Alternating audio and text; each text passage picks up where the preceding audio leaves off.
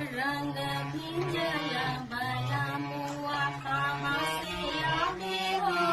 रंग भिजल बला मुआ कहाँ से आवे हो। रंग भिजल बला मुआ पटना से आवे की मोरंगवा से आवे। पटना से आवे की मोरंगवा से आवे। राही बाटी रंग माथे लते आवे हो। राही बाटी रंग माथे लते आवे हो।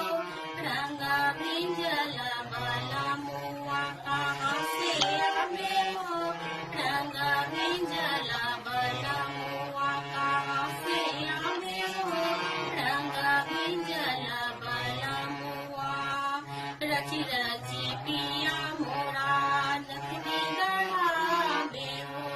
रची रची पिया मोरा नखनी गढ़ावे हो। झुलने कमर पे